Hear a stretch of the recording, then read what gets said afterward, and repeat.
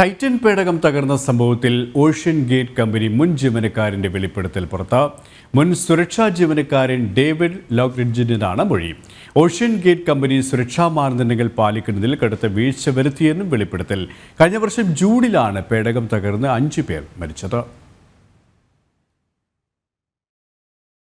തകർന്ന ടൈറ്റാനിക് കപ്പലിന്റെ അവശിഷ്ടങ്ങൾ കാണാൻ കടലിനടിയിലേക്ക് യാത്ര ചെയ്യുന്ന ചെറു മുങ്ങിക്കപ്പലാണ് ടൈറ്റൻ. ഓഷ്യൻ ഗേറ്റ് എന്ന ടൂർ ഓപ്പറേഷൻ കമ്പനിയാണ് യാത്ര സംഘടിപ്പിച്ചിരുന്നത്. 2023 ജൂണിൽ യാത്രക്കിടെ ടൈറ്റൻ പേടകം തകർന്ന് 5 പേർ മരണമടഞ്ഞു. ദിവസങ്ങൾ നീണ്ടുനിന്ന അന്വേഷണത്തിന് ശേഷമാണ് മൃതദേഹ അവശിഷ്ടങ്ങളും മറ്റും കണ്ടെടുക്കാനായത്. കൃത്യമായ സുരക്ഷാ മാനദണ്ഡങ്ങൾ പാലിക്കാതെ കളിപ്പാട്ടം പോലെയാണ് പേടകം നിർമ്മിച്ചതെന്ന് ആരോപണം അന്ന് തന്നെ പുറത്തു വന്നിരുന്നു. ആരോപണങ്ങളെ ശരിവെക്കുന്ന നിലപാടുകളാണ് മുൻ ജീവനക്കാരന്റെ ഭാഗത്തു നിന്നും ഉണ്ടായിരിക്കുന്നത്. സംഭവത്തെപ്പറ്റി അന്വേഷണം നടത്തുന്ന അമേരിക്കൻ കോസ്റ്റ് ഗാർഡിന് നൽകിയ മൊഴിയിലാണ് മുൻ ജീവനക്കാരൻ ഡേവിഡ് ലോക്ക്രിഡ്ജിന്റെ വെളിപ്പെടുത്തൽ.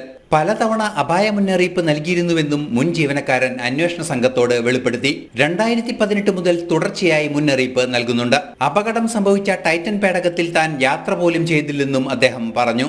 സുരക്ഷാ വീഴ്ച വരുത്തിയ അധികൃതർക്കെതിരെ കർശന നടപടി ഉണ്ടാകുമെന്ന സൂചനകളും പുറത്തുവരുന്നുണ്ട്. ഇന്റർനാഷണൽ ഡെസ്ക്, ജനം.